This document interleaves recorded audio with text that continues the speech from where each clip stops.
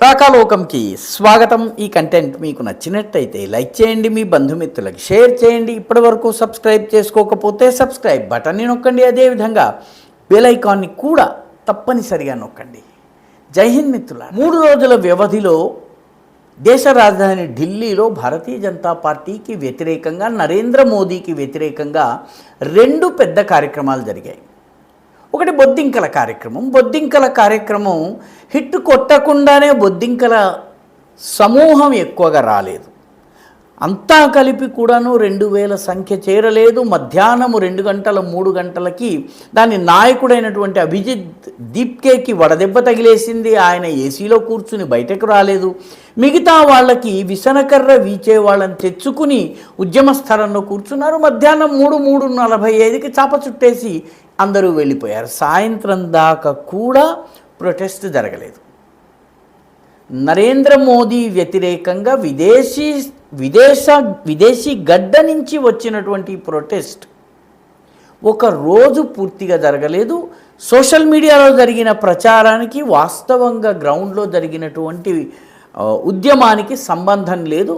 వందల సంఖ్యలో ప్రజలు వచ్చారు. 2000 అంటే దాదాపు 20 2000లో కూడాను పోలీసులు, భద్రతా సిబ్బంది, ఇంటెలిజెన్స్ వ్యక్తులు, మీడియా వ్యక్తులు, సోషల్ మీడియా యాక్టివిస్టులు వీళ్ళందరినీ కలుపుకుంటే యాక్చువల్ బొద్దింకలు ఎన్ని అంటే 400-500కి దాటవు. రెండవ సమావేశం సోమవారం నాడు జరిగింది. అంటే జూన్ 8వ తారీఖు జరిగింది. ఇది కొంచెం పెద్ద సమావేశం. ఇది జంతర్ మంతర్ లాగా రోడ్డెక్కి జరగలేదు.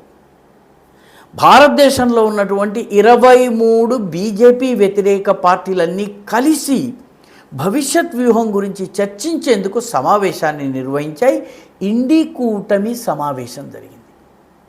ఇండి కూటమిలో మొత్తం సభ్యులు 23 పార్టీలు, చిన్న చితక అన్నీ కలుపుకుంటే 23 పార్టీలు. ఈ సమావేశము బీజేపీని అడ్డుకునే దిశగా చాలా పెద్ద ప్లాన్తో ఏర్పాటైంది. మమతా బెనర్జీ స్వయంగా దీనికి పిలుపునిచ్చారు. తమాషా ఏంటంటే ఈ కార్యక్రమానికి ఆమ్ ఆద్మీ పార్టీ ముఖం చాటేసింది.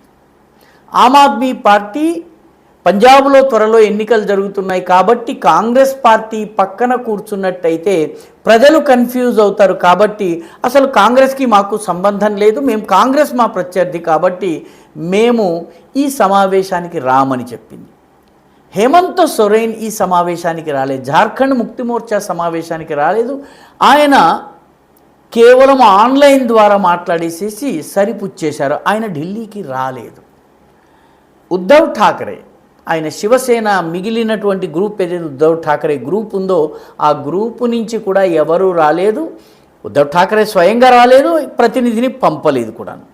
ఇక డిఎంకే మరొక ప్రధానమైనటువంటి బలమైనటువంటి పార్టీ, ఎక్కువ మంది ఎంపీలు లోక్సభలో రాజ్యసభలో ఉన్నటువంటి బీజేపీ వ్యతిరేక పార్టీ, కాంగ్రెస్ పార్టీ తమతో కూటమి కట్టి గెలిచిన తరువాత తమను పక్కన పెట్టి టీవీకే సినీ నటుడు విజయ్ పార్టీతో చేతులు కలపడాన్ని వ్యతిరేకిస్తూ తమకు వెన్నుపోటు పొడిచిన కాంగ్రెస్ ఉండేటటువంటి కార్యక్రమానికి తాము రాము అని చెప్పేసింది. కాబట్టి ప్రధానమైనటువంటి ఎంతో కొంత బలం ఉన్నటువంటి 4 పార్టీలు. మహారాష్ట్రలో ఉద్ధవ్ ఠాకరేకి అధికారం లేకపోవచ్చు, కానీ మిగతా హేమంత్ సోరెన్కి ఒక రాష్ట్రంలో ప్రభుత్వం ఉంది, ఆమ్ ఆద్మీ పార్టీకి ఒక రాష్ట్రంలో ప్రభుత్వం ఉంది, ఉద్ధవ్ నిన్న మొన్నటి దాకా ప్రభుత్వంలో ఉన్నాడు, డిఎంకే నిన్న మొన్నటి దాకా ప్రభుత్వంలో ఉంది. వీళ్ళెవ్వరూ ఈ కార్యక్రమానికి హాజరు కాలేదు. ఇది మొట్టమొదటి దెబ్బ. ఈ కార్యక్రమాన్ని పిలిచింది మమతా బెనర్జీ. మమతా బెనర్జీని ఈ కార్యక్రమంలో తోటి పార్టీ సభ్యులు, కాంగ్రెస్ పార్టీ నాయకులు కూడా ఆమెని ఆట పట్టించటము, వేళాకోళం చేయటము. ఇంతకుముందు దీదీ అని పిలిచినటువంటి వాళ్ళు మమతా అని పేరు పెట్టి పిలిచారు. అంతేకాదు, నువ్వు ఇక్కడ సమావేశం చేస్తున్నావు, సమావేశం జరుగుతున్నటువంటి సమయంలో నీ పార్టీకి చెందినటువంటి 20 మంది ఎంపీలు కాకోలి ఘోష్ దస్తీదార్ నాయకత్వంలో భూపేందర్ యాదవ్, బీజేపీకి చెందిన సీనియర్ నాయకుడు, కేంద్ర మంత్రి, ఆయన ఇంట్లో సమావేశం అవుతున్నారు. నీకు తెలియదా, నువ్వు ఇక్కడ ఎందుకున్నావు, ముందు వెళ్ళి వాళ్ళని సర్దుకో అని చెప్పి కూడా వేళాకోళం చేశారంటే మమతా బెనర్జీకి ఇంతకన్నా అవమానం జరగదు. కాంగ్రెస్ పార్టీకి చెందినటువంటి కొందరైతే అభిషేక్ బెనర్జీని గుడ్డు విసిరితే దెబ్బ తగిలిందా నీకు అని కూడా అడిగారని చెప్పి సమాచారం. అంతర్గతంగా కాంగ్రెస్ పార్టీ సమావేశంలో ఏం జరిగిందో చాలా సులువుగా బయటకు వస్తుంది. మిగతా పార్టీలు అలా ఉండదు, కమ్యూనిస్ట్ కానీ బీజేపీ కానీ. దాంతో అభిషేక్ బెనర్జీ కూడా తల ఎత్తుకోలేని పరిస్థితి. కాబట్టి ఈ సమావేశంలో ముఖ్య పార్టీలు రాలేదు. వచ్చినటువంటి మమతా బెనర్జీ ఇటు మీటింగ్ జరుపుతుండగానే ఆమె 20 మంది ఎమ్మెల్యేలు, అదే ఎంపీలు, రాజ్యసభలో 9 మంది ఎంపీలు ఎన్డీఏలో చేరడానికి సంసిద్ధతను వ్యక్తం చేశారు. తాము వేరే పార్టీగా ఉంటాము, బీజేపీలో కలవము, కానీ అసలైన తృణమూల్ కాంగ్రెస్ తామే, అదేవిధంగా తాము ఈ పార్టీ ఫిరాయింపుల చట్టం తమకు వర్తించదని చెప్పి, ఎందుకంటే తమ దగ్గర 2/3 మంది ఎంపీల మద్దతు ఉందని చెప్పి వీళ్ళు ఇప్పుడు ఎన్డీఏతో చేతులు కలిపేందుకు సిద్ధమయ్యారు. మమతా బెనర్జీ ఇక్కడ మీటింగ్ చేస్తుంది. దాంతో ఆమెని చాలా ఆట పట్టించడం జరిగింది. అంటే ఈ సమావేశం ఏ నిర్ణయము తీసుకోకుండా, ఎలాంటి నెక్స్ట్ యాక్షన్ని నిర్ణయించకుండా, అసలు ఇండి కూటమి నాయకుడెవరో అన్నది కూడా నిర్ధారించకుండా, మమతా బెనర్జీ కనీసం ఇండి కూటమి నాయకత్వం అన్న తన చేతుల్లో ఉంటుందని భావించారు. కానీ రాహుల్ గాంధీ ఆ పదవి మీద ఆల్రెడీ కర్చీఫ్ వేసి ఉన్నారు కాబట్టి ఆమె ఖాళీ చేతులతో తిరిగి వెళ్ళారు. ఆమె తమ ఎంపీలతో కాంటాక్ట్ చేసేందుకు ఎన్నోసార్లు ఫోన్ చేశారు. చాలామంది ఆమెను బ్లాక్ చేసినట్టుగా తెలిసింది. ఎవరు కూడా ఆమెతో మాట్లాడటానికి ముందుకు రాలేదు.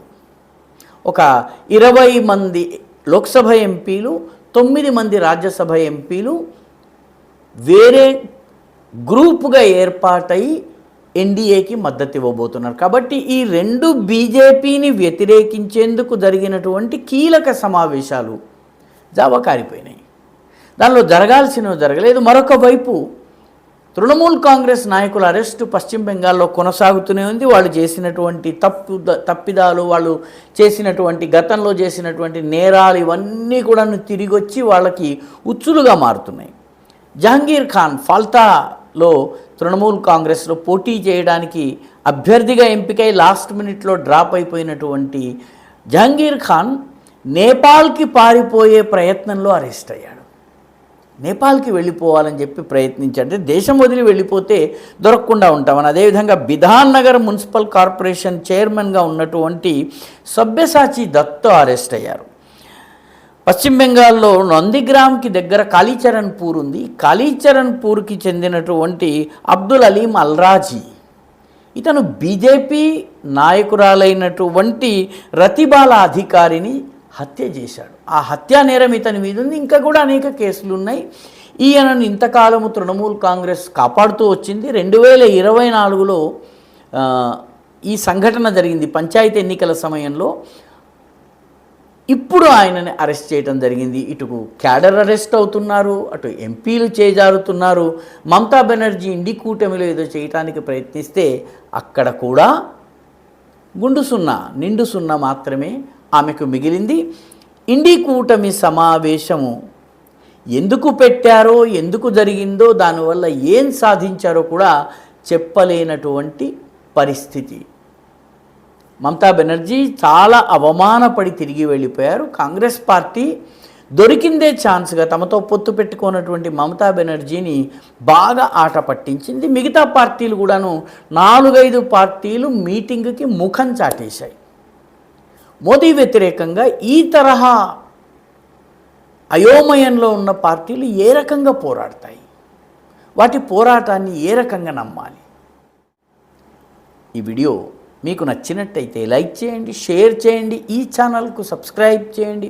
మీ అభిప్రాయాన్ని కమెంట్ల రూపంలో తప్పనిసరిగా పంపించండి.